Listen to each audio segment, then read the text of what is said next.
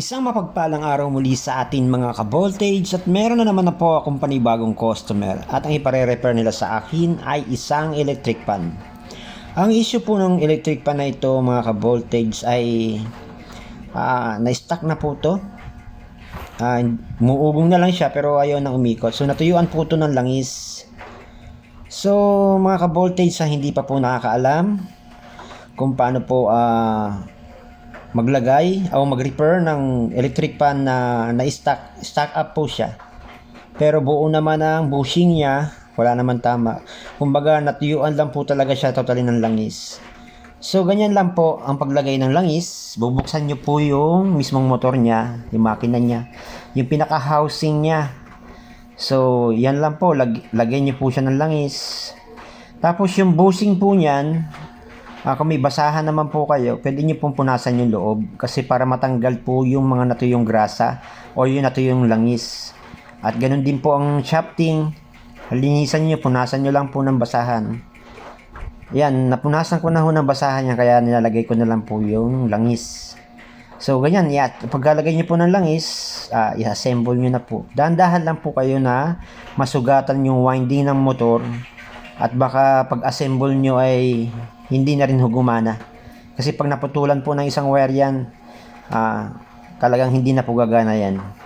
So ingatan nyo lang po masugatan at maputulan ng wire. Ganyan lang po ang pag-assemble po paglagay ng langis ng motor ng electric fan na natutuyuan. So kalimitan po pagka ganito ang nangyayari, siyempre sa sobrang tagal na po ng gamit, sabi ni customer, almost 3 years na po daw itong ginagamit nila. Wala na hong maintenance ng langis. So, chinek ko naman yung bushing at saka yung shafting niya. Wala naman mga tama. Talagang tumigas na lang ho talaga yung langis niya sa loob. Kaya nag-stuck siya. Kaya umuugong na lang. So, ganyan lang po ang paglagay ng langis. Bubuksan nyo lang po siya. Tapos, yung mga natutuyo yung mga langis sa loob ng bushing, shafting, punasan nyo po. Lagyan nyo lang po muna ng langis para mabasa siya. Tsaka punasan nyo po siya. Para matanggal po yung mga dumi. O yung mga natuyong dumi. So, ganyan lang po. Napakadali lang ho. DIY nyo na lang po sa mga electric fan nyo. Kasi kalimitan, tag-init po ngayon. Kaya walang pahinga ang electric fan. Kaya natutuyuan. Minsan nag-over talaga. Overheat. Dahil wala nang pahinga.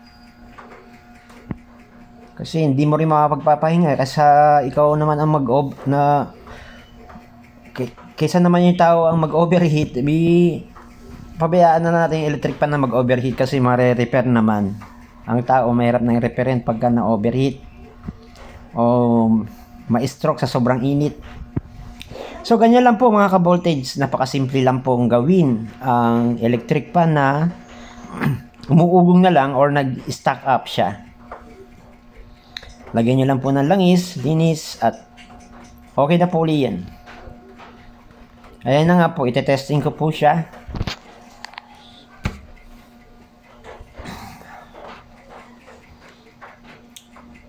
Yan, pagka may mga electric fan din po kayo na ayaw nang yumuko or ayaw na ho talaga, tumatango siya palagi, higpitan nyo lang po yung tornilyong malaki na yan. Yan, katulad po yan, niligpitan ko. Okay na po siya.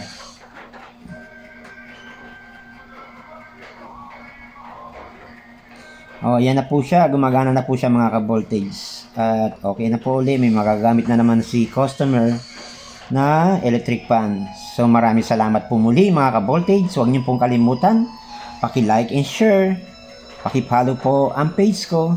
Maraming salamat po and God bless po muli sa ating lahat.